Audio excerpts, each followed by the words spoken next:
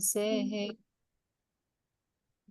જોડવું છે કપરું, વાર્તા ન આવડે તો વડશો ના કોઈને, જીવડું જો ફાટશે તો ઘર ધોવાશે રોઈને. સ્વછંદો વધી તેવું પકડવું ના પૂછડું, રાગ દ્વેષ અજ્ઞતાનું ભાર્યું મિશ્ર લફરું, કાચના વાસણ જેવું છે માનવીનું મનડું, ભાંગવું છે સહેલું, જોડવું છે કપરું. ગમે ત્યારે દાવો માંડે રૌદ્ર ક્રોધી પૂતળું, દાખવે કરાર બંધી રોકશે ના ઝઘડવું, કશાયોના તારથી જ ઉકલે ના કોકડું, હે જીવ છૂટવું હોય તો પાડીશ ના ગૂંચતું, કાચના વાસણ જેવું છે માનવીનું મનડું, ભાંગવું છે સહેલું, જોડવું છે કપરું. જગત પરિણામ છે ઋણાનું સંબંધનું, કાર્યફળ બતાવે છે જ્ઞાન વ્યવસ્થિતનું, સ્થૂળ સૂક્ષ્મ કારણોથી વિશ્વરૂપે ઉભતું, આપણે ભોગવીએ ભૂલ અહંકારી દખલનું, કશાયોના તારથી જ ઉકલે ના કોકડું, હે જીવ છૂટવું હોય તો પાડીશ ના ભૂલ ગૂંચતું, ચેતન છે જ્ઞાન સ્વરૂપ જડથી જુદો ભિન્ન હું, તેથી જ ભાન થાય ઇન્દ્રિયો પ્રત્યેકનું, પુષ્પ સહી શકે નહીં મારણ ઘણનું, કર્મ ગાઢ બાંધી લેશે માનવીનું મનડું, કાચના વાસણ જેવું છે માનવીનું મનડું, ભાંગવું છે સહેલું, જોડવું છે કપરું. જય સચ્ચિદાનંદ. જય સચ્ચિદાનંદ. બહુ સરસ. જય સચ્ચિદાનંદ. કેમનું આ પદ સિલેક્ટ થયું? પદ તો રોજ સાંભળતી જ હોઉં છું, તો એમાં આ પદ જ્યારે સાંભળવામાં આવ્યું તો મને પહેલી લાઈન બહુ જ ગમી કે કાચના વાસણ જેવું છે માનવીનું મનડું. તો એમાં અ, મને ફાઇલ નંબર 2 ની સાથેના કનેક્શનનું બહુ જ દેખાયું હતું કે એમાં ક્યારે ક્યારે મન બગડ્યું હતું અને ક્યારે મન દુખાવ્યું હતું ને મન તૂટ્યું પણ હતું. તો એટલે પછી આ પદ એમાં થોડુંક દેખાયું એટલે પછી આ પદ સિલેક્ટ કર્યું. બરાબર. કોઈ પર્ટિક્યુલર લાઈન સમજવી છે? અમ,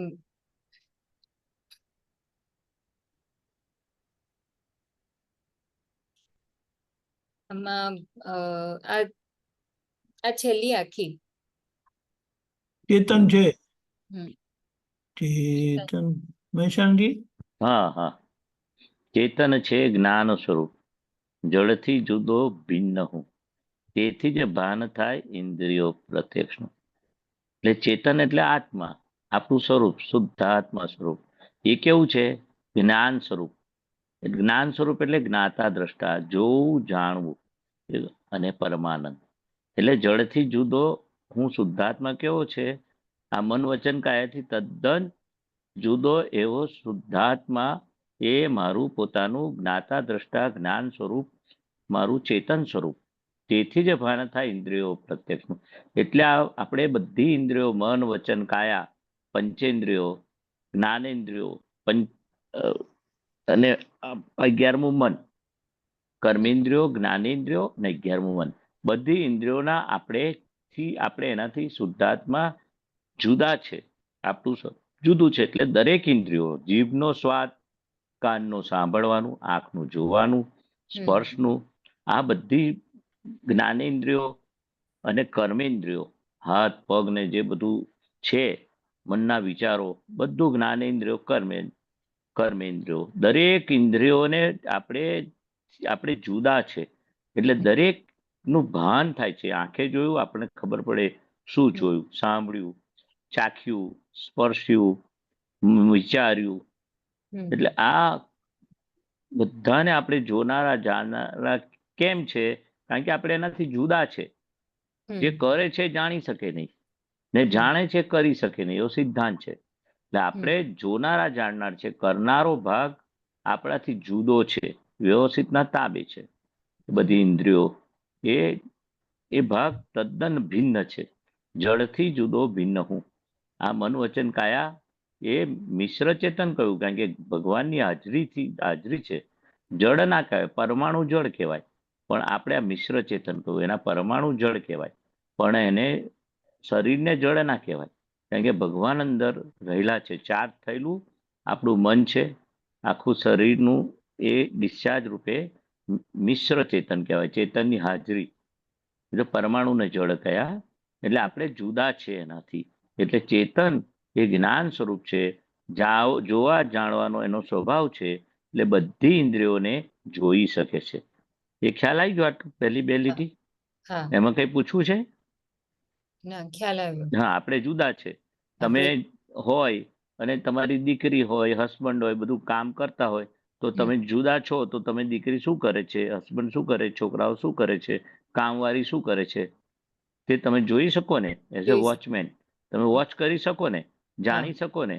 આ ઉતાવળ કરે છે, રઘવાટ કરે છે, કે આળસ કરે છે, ધીરે ધીરે કામ કરે છે, કઈ બી એને આપણે વોચ કરી શકીએ, જોઈ શકીએ.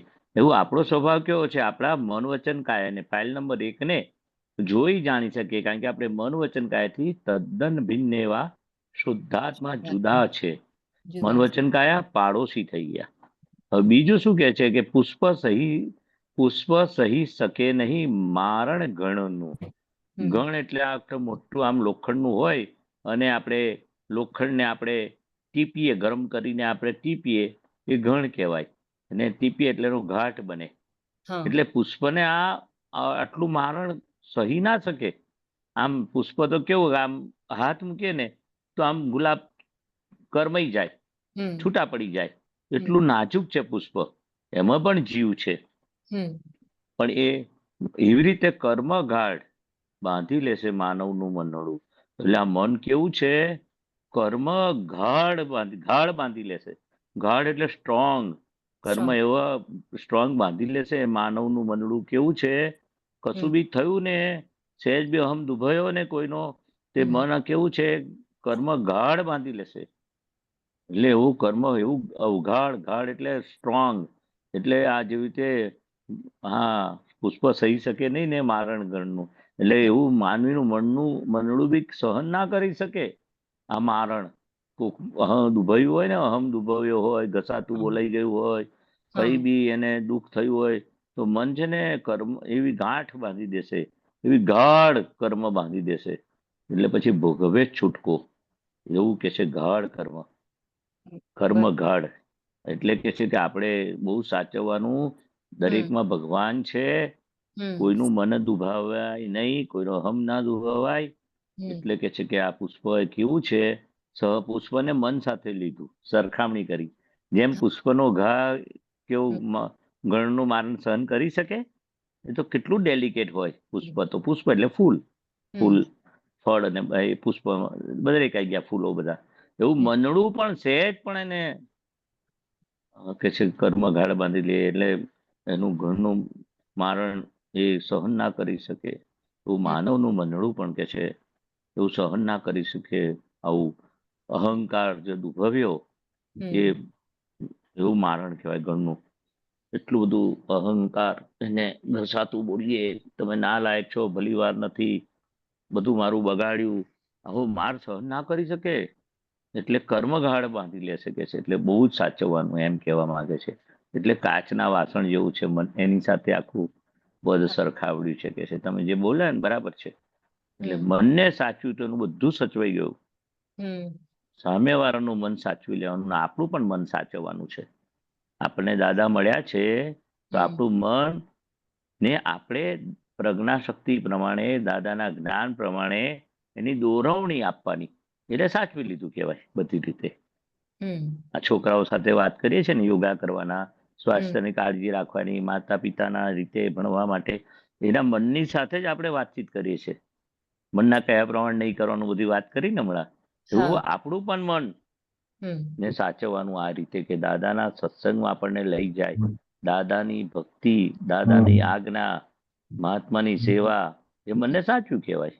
ને અવળું બતાવે ત્યારે એનું નહીં સાંભળવાનું. એટલે મન સચવાઈ ગયું. કે આ વાસણ જેવું છે કે જે તૂટ્યું ને મન, પછી વાસણ તૂટે તો સંધાય. એટલે કે માનવીનું મનડું એવું છે કે છે, જો સચવાઈ ગયું, નહીં તો એવી ગાંઠ બાંધી લે કે છે. એટલે કેટલા અવતારો સુધી કે છે એ કમઠ અને પાર્શ્વનાથનું વેર હતું, એમને 6-7 ભવ કરવા પડ્યા કે છે. એવું એમનું અહંકાર દુભાયો હતો, કર્મને એવું કે છે. બરાબર. ઓકે. હા ઓકે.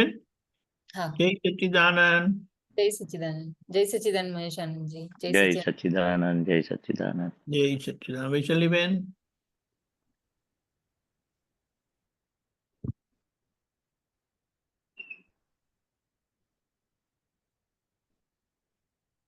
જય સચ્ચિદાનંદ મહેશાનંદજી. જય હા, જય સચ્ચિદાનંદ. સચ્ચિદાનંદ વૈષ્ણવીબેન.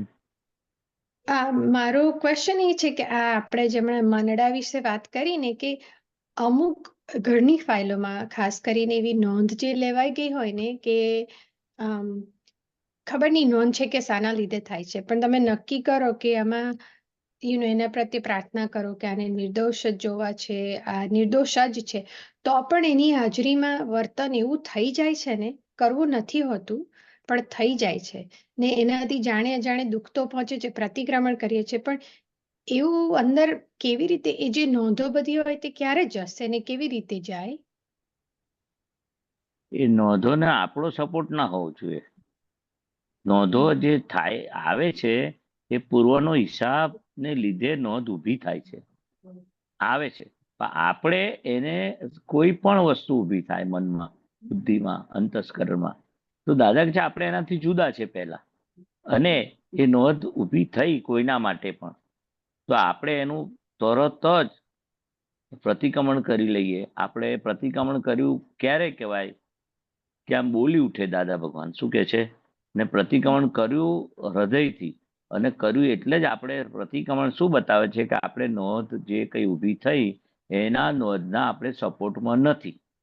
ઊભું થવું સ્વાભાવિક છે અને પુરુષાર્થ આનું કે છે કે નોંધનો આ રીતે, હે દાદા ભગવાન, આ પૂર્વનું કંઈક મારો હિસાબ હશે ઋણાનુબંધની સાથે, આ નોંધ ઊભી થઈ છે તો મને ક્ષમા કરો. અને આ બહુ જ મને નુકસાનકારક છે, લોસ કરાવે એવો છે. મારું અંતસ્કરણનું અંદર અશાંત પરિણામ ઊભા કરે છે. એવું બધું આપણે આપણા જ નોંધ, આપણા મન સાથે આપણે વાતચીત કરવાની. આ એટલું બધું બીજો અવતાર બગાડી નાખે. અને નોંધ એટલે અંદર એટલું શુદ્ધાત્મા ભગવાન સાથે તાર જોઈન્ટ થાય અને ભટકવું પડે કેટલા અવતાર સુધી. એટલે હે દાદા ભગવાન, એના પારિણામિક લક્ષી દ્રષ્ટિ કહીએ ને કે આનું પરિણામ શું આવશે. એટલે હે દાદા ભગવાન, આ ઊભું થયું, હવે મને ક્ષમા કરો. પ્રતિક્રમણ કરીએ એટલે આપણે એનો સપોર્ટ નથી. કેમ થયું એવું નહીં. હા, હમ. કોઈ વાર એવું થાય મહેશાનંદજી કે એ જ્યારે થઈ જાય ને પછી તો એવું લાગે કે આ કેવું કરે છે વૈશાલી, આવું ના કરવું જોઈએ. એટલે પ્રતિક્રમણ કરું ને પછી વારંવાર થાય ને તો એવું થાય કે અલા પ્રતિક્રમણ કર્યા કરે છે, પણ હજુ થયા જ કરે છે, બંધ જ નથી થતું આ. હા, પણ એ જ આ થયા કરે છે ને આપણે બંધ થતું નથી. પણ આ જ બતાવે છે કે હું એના સપોર્ટમાં નથી. અને હવે વૈશાલી બેન, આવું ના કરો. અને આ એટલું જોખમ છે, બીજો અવતાર બગાડશે, એમ વૈશાલી બેન જોડે વાત કરવાની. કેમ થઈ જાય છે, કેમ થઈ જાય છે, ડુંગળીના પડ જેવું છે. એક પડ ગયું તો બીજું તો રહેવાનું જ. એવું પ્રતિક્રમણ કરે તો એક એક પડ એવા લાખો પડ હોય કે છે અતિક્રમણ, એટલે આ દોષોના. એટલે કે છે કેટલા અવતારના સર્વૈય રૂપે આપણું મન બનેલું છે, કેટલા અવતારના સર્વૈય રૂપે અંતસ્કરણ ઊભું રહ્યું છે. એટલે આપણે જવાબ પરથી રકમને શોધી કાઢવાની. આ જવાબ છે.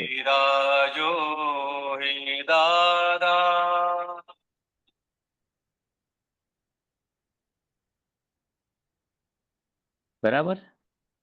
બરાબર.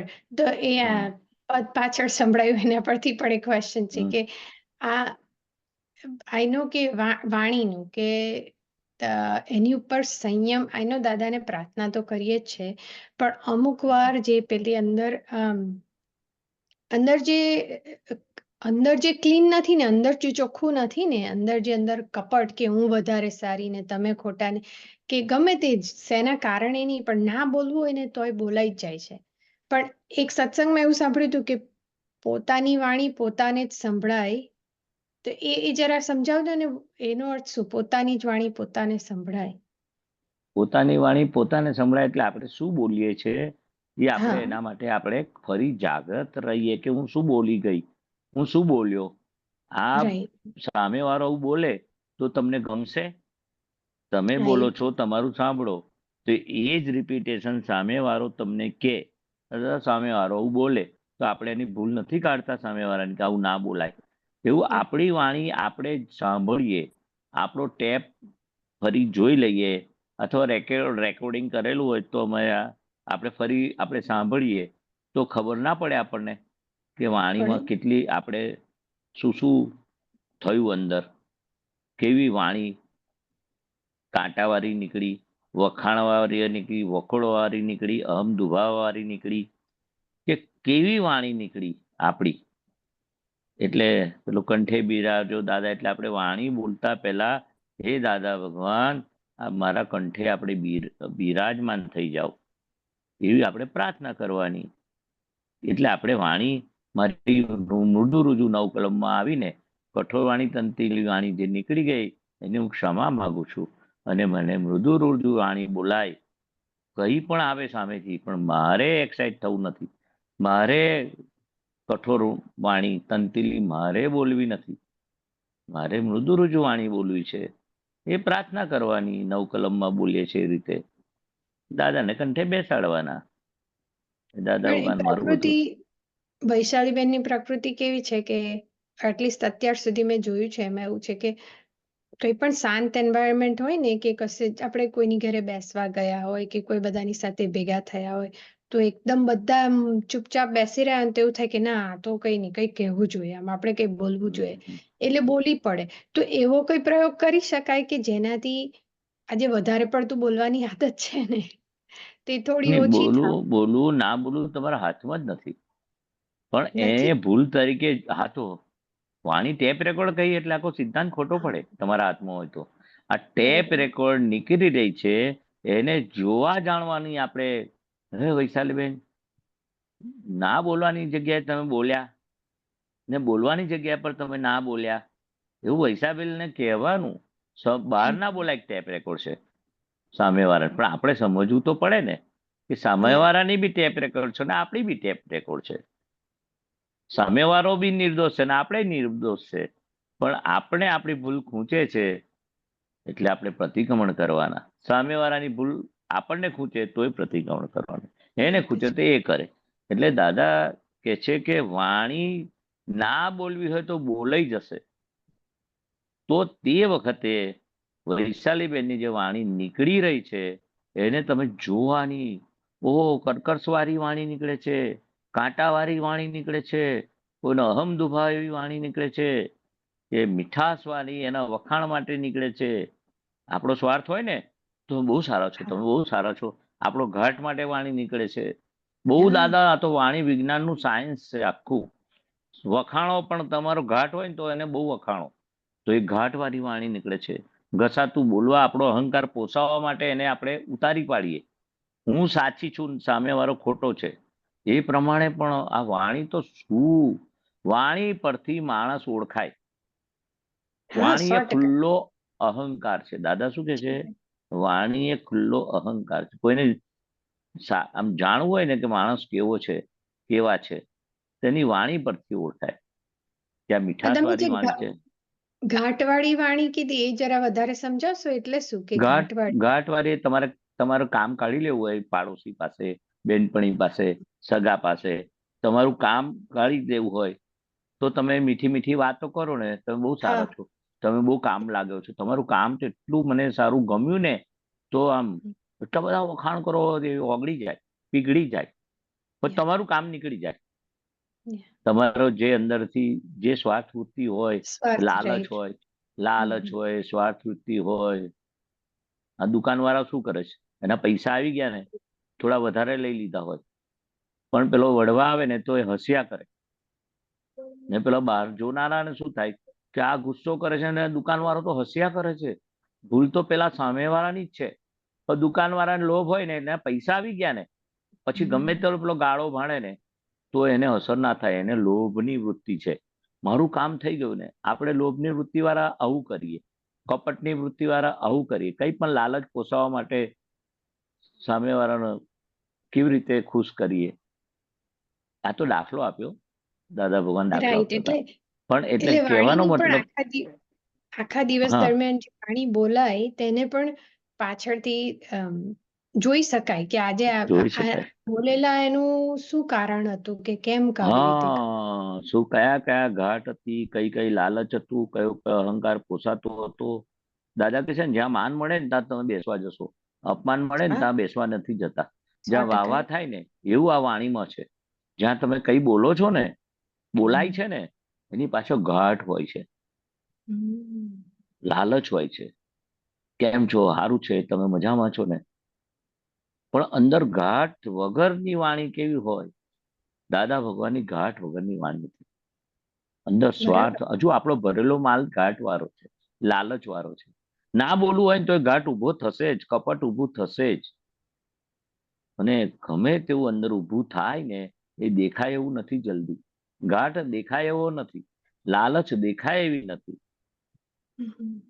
પણ આ જ્ઞાન મળ્યું ને એટલે આપણને સમજાશે. જો હવે વાણી તો કેવી છે, લોપડ ચોપડે નીકળે છે. પેલું ઘી રોટલીમાં ચોપડે ને તો અડધું ચમચીમાં રહી જાય, અડધું વાડકીમાં રહી જાય. લોપડ ચોપડ વાળી કઈ બી કારણ વગર બોલ બોલ બોલ બોલ કરી અને લોપડ ચોપડ કહેવાય. એટલે દાદા કહે છે, વાણી તોલીને બોલજો, ના કામની વાણી બોલશો નહીં. એટલું બધું કહ્યું છે. જ્યાં મૌન રહેવાનું છે ત્યાં મૌન રહેજો, જ્યાં બોલવાનું છે ત્યાં મૌન ના રહેતા. બધું બહુ બહુ વાણીનું સાયન્સ તો એટલું બધું છે. અને વાણી બોલતી વખતે જાગૃત રાહ, આપણે ખાતી વખતે કેવું જાગૃત રહેવાનું, આહાર કરે છે. તો બોલનારો જુદો છે, સામેવાળામાં પણ શુદ્ધાત્મા જુદો છે, અને આપણામાં પણ એ વાણી કોણ બોલે છે, ફાઇલ નંબર 1 થી બોલાય છે. જે વાણી નીકળે છે એ સામાન્ય વાગે છે, કર્કશવાળી વાણી નીકળે છે, કેવી વાણી નીકળે છે? કોઈનો લાભ લેવાની વાણી નીકળે છે. કોઈનો લાભ લેવો એટલે લાલચ, આપણી જે વાત કરી ને પહેલા, એટલે આપણી ઘાટવાળી વાણી નીકળે છે. એટલે દાદા ભગવાન કહે છે વાણી પરથી માણસ ઓળખાય. ખબર બહુ વધારે વખાણ કરે ને તો સમજી જવાનું કે કઈ ઘાટ છે એનો. આપણે એવું અભિપ્રાય નથી બાંધવાનો, આપણે ચેતવાનું. ચેતવા માટે આપણે વાત કરી છે. આપણે છેતરાઈએ નહીં, વ્યવહારમાં ચોક્કસ રહીએ, એટલે આપણને આપણી વાણી પણ ઘાટવાળી, સામેવાળાની ઘાટવાળી, એવું જાણવાનું કે કઈ મારી હજુ વાણી ઘાટવાળી નીકળે છે. સામેવાળાને તો એની નીકળે, આપણે સામેવાળાનું કશું જોવાનું નથી, પણ આપણી વાણી કોઈને વાગે એવી છે, કર્કશવાળી છે, ઘાટવાળી છે, એ આપણે જોઈ લેવાનું. અને વાણીથી શક્તિ બહુ વેડફાય. દાદા કહે છે બહુ શક્તિ વેડફાય. એટલે આપણે વાણી બોલતી વખતે જાગ્રત રહેવાનું. જરૂર વગરની વાણી નીકળે છે. સત્સંગ, દાદા તો કહે છે અમારી તો વાણી એક એક વાક્યમાં પરમાર્થ હોય કે છે, એવી વાણી કે છે. એક એક વાક્યમાં જ્ઞાનના વાક્યો હોય. સહેજ પણ લોપડ ચોપડ કે મજાક મસ્તી કરીએ, દાદા કહે છે, પણ નિર્દોષ મજાક મસ્તી. એ સાંભળ્યું તમે? દાદા ભગવાન નિર્દોષ એટલે કોઈનો હમ ના દુભાય, એવું કઈ મૂજી રીતે બેસી નથી રહેવાનું. અમે પણ નિર્દોષ ગમત કરીએ છીએ. દાદા ભગવાન તો બહુ હસાવતા હતા. દાદા ભગવાન પણ કોઈની રીલ ઉતારીએ ને મસ્કરી કરીએ ને કોઈ ટોણા મારીએ ને પેલું, એ રીતે વાણી ના હોવી જોઈએ. નિર્દોષ ગમત હોવી જોઈએ. નિર્દોષ ગમત. દાદા ભગવાન બહુ જ હસાવતા હતા, બહુ જ હસાવતા હતા. એને નિર્દોષ ગમત કહેવાય. દાખલો એટલે કે મને જ કહેતા હતા કે તા ભાદરણ જવાનું છે તો કેમનો જઈશ? મેં કીધું દાદા આમ ફટોફટ જઈને હું આવતો રહીશ. કે પ્લેનમાં ઉડીને જઈશ તું? આવું બધું નિર્દોષ ગમત કરે. એટલે આવું બહુ ગમત કરે દાદા. આવી રીતે પ્લેનમાં જતો રહીશ, ફટોફટ આવી જઈશ. એટલે એવી ગમત કરે દાદા. કે કેટલા માઇલ ચાલ્યો તું? લાડુ ખાવાનો જમણવારમાં હોય ને, કેટલા લાડુ ખાધા નહીં, કેટલા માઇલ ચાલ્યો, આવી ગમત કરે. નિર્દોષ ગમત કહેવાય. નહીં તો આપણે પેલાને કહીએ કે ભાઈ તું તો કેટલા લાડુ ખાઈ ગયો, એને લાગે ખાધા. મને પૂછે કેટલા માઇલ. દાદા કે છે કે કોઈને આપણે મહેમાન આવે, બધા કે ચલો ટાઈમ થઈ ગયો, જમી લો જમી લો જમી લો. ભાઈ તમારું જમવાનું પતી ગયું. તો આમ કોઈકને કહીએ આપણે ચલો ભાગ્યશાળી, બધા મહાત્માઓ કે ચલો ભાગ્યશાળી, હવે અમને લાભ આપો જમવાનો તમે, તો કેવી વાણી લાગે? ને પેલું કહે કે ચલો બેસી જાઓ, જમવા મોડું થઈ ગયું, તમે ઉભા નથી થતા, બધાનો ટાઈમ.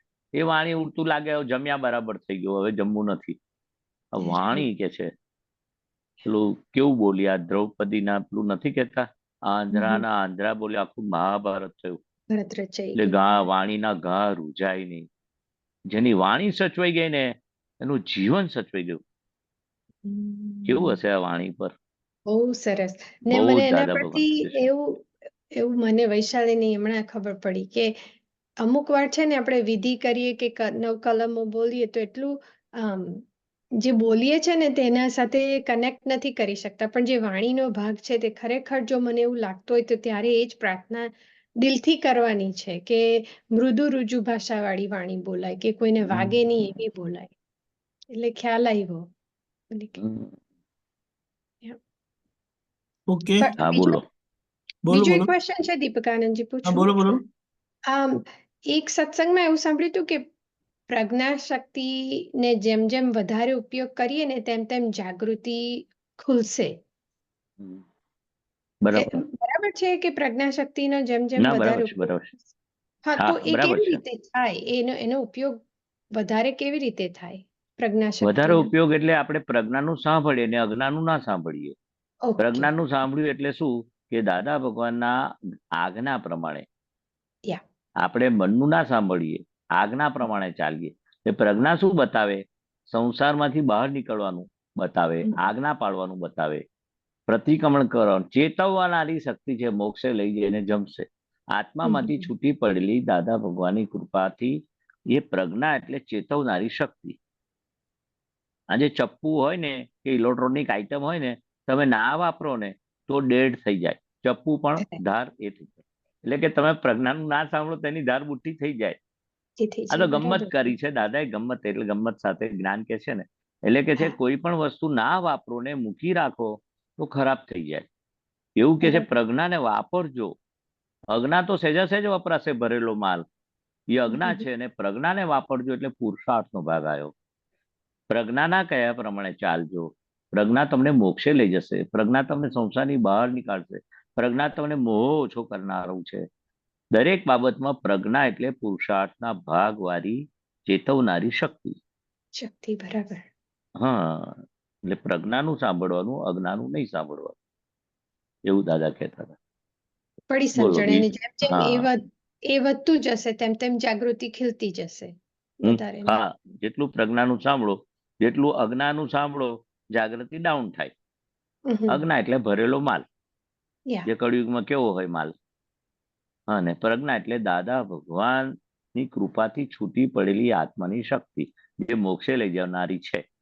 જે સવડું બતાવે છે પ્રજ્ઞા છે, ને અવળું બતાવે અજ્ઞા છે. અજ્ઞા એટલે છે પ્રજ્ઞા સવડું જ બતાવે, નિરંજન ચેતવે કે આ તારી ભૂલ છે, આમાંથી તું નીકળ, પ્રતિક્રમણ કર, આજ્ઞા પાળ. એ પ્રજ્ઞાનું બધું. બરાબર. બરાબર હા. પડી ગઈ સમજણ. જય સચ્ચિદાનંદ. જય સચ્ચિદાનંદ. Okay, hold on.